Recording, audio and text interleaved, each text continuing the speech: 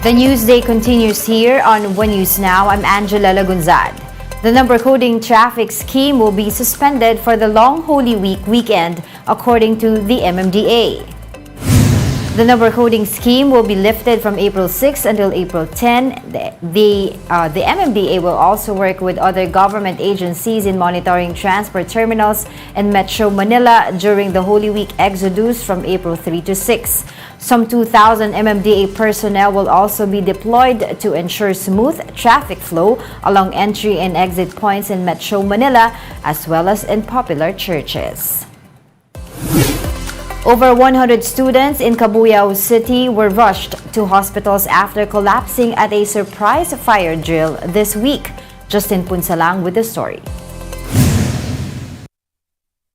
On Thursday, Gulod National High School Extension conducted a fire drill for its grade 8 and grade 9 students under the scorching heat of the sun. Students were not allowed to wear caps or use umbrellas. Even drinking water was prohibited. They endured this for at least an hour, with temperature reaching up to 36 degrees Celsius. By 4 p.m., students started collapsing one by one. Students assisted their classmates who passed out while waiting for responders from the Barangay and City Disaster Risk Reduction and Management Office. 104 students were brought to Cabuyao City Hospital and Ospital ng Cabuyao after experiencing dizziness and seizures, while most of them passed out. Based on the investigation, the unannounced fire drill yesterday was not coordinated with the local government. Kaya nabigla po kami kahapon ng mga pastry. May tumawag na lang sa akin yung isang konsyal na siya muna nakaresponde sa estudyante. 3 estudyante. Sinugod muna sa center. Yung ibang estudyante din nagpapanik. Kaya minabuti muna namin pauwiin lahat din. Hindi po na-coordinate sa barangay, sa CDRMO, sa mayor's office. Kaya hindi po handa.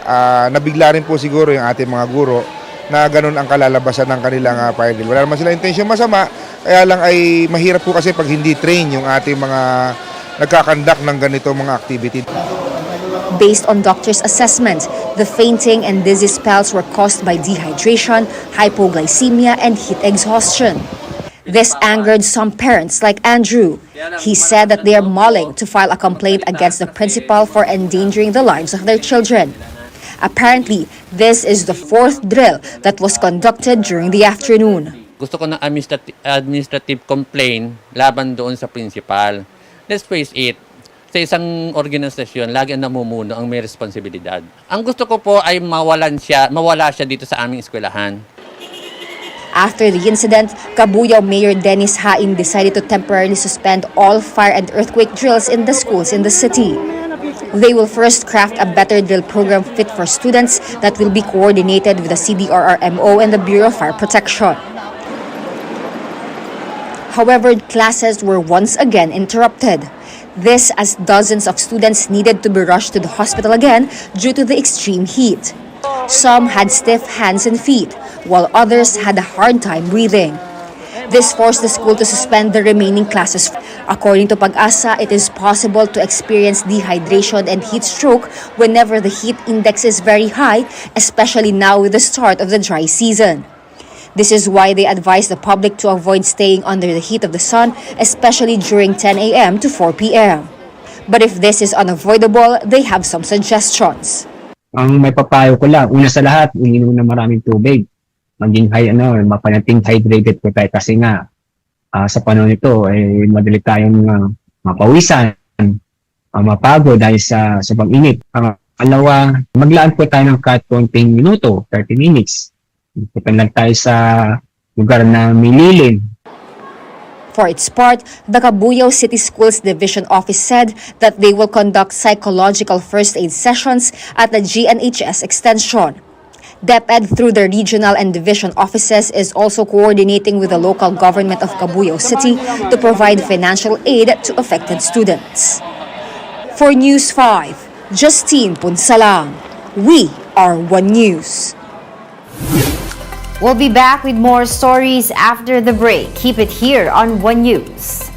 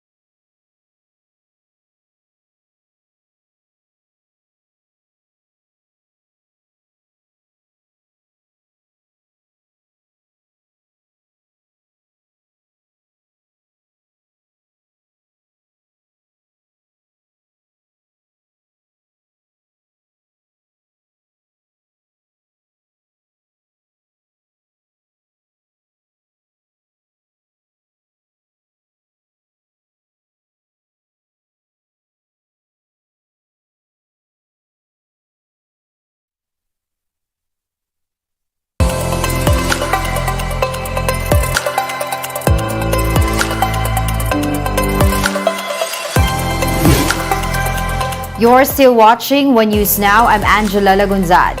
Police raided another property supposedly owned by former Negros Oriental Governor Henry Teves. Elaine Fulgencio with the details. High-powered firearms, boxes of ammunition, and wads of cash. This is what police stumbled upon in a sugar mill in the town of Santa Catalina, Negros Oriental. The property called HDJ Bayawan Agriventure Tolong Compound is allegedly owned by former Governor Henry Pride Teves, brother of embattled Congressman Arnie Teves. The alleged owner, however, was not in the compound when the CIDJ conducted its search. Meron na po kaming nakita ng mga firearms, siguro not less than 10 including the pistols. Long firearms ang nakita ko, tatlo. There are ammunition. Actually, merong ammunition for 9mm, 45, 5.56, and merong mga bala ng shotgun, although I don't know if we have already found shotgun. And there are bullets or ammo for, they say, M14. Earlier this month, police searched several properties belonging to the Teves family over reports of loose firearms. And just like last time, authorities took into custody several persons found in possession of the weapons. Operatives also seized some 17 million pesos from the vault in the milling compound. According to the PNP, former Governor Henry Teves could face complaints if the seized firearms are unregistered. Kasama po yung kanyang pangalan doon sa application po sa for search warrant dahil ito nga pong itong corporation po na ito ay tumatayo pong presidente nitong corporation si Mr. Henry Pride Teves po.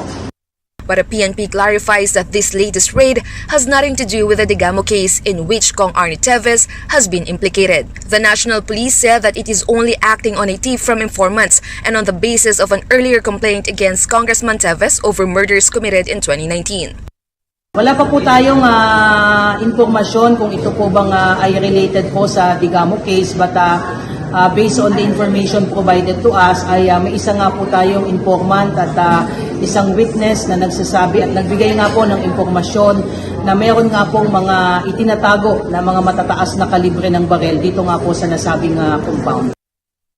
As of writing, the Teves family has yet to issue a statement over the raid. Their camp earlier claimed that there were irregularities in the seizure conducted by the CIDG earlier this month when they were supposedly barred from observing the search operations. Reporting for News 5, Elaine Fulgencio, We Are One News.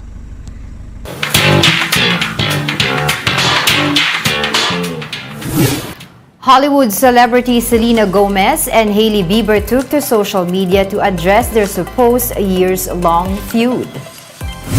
Selena posted an Instagram story urging her fans to stop the hate on her ex Justin Bieber's wife, Hailey, who has been allegedly receiving death threats. A few hours later, Hailey posted a story thanking Selena for speaking out.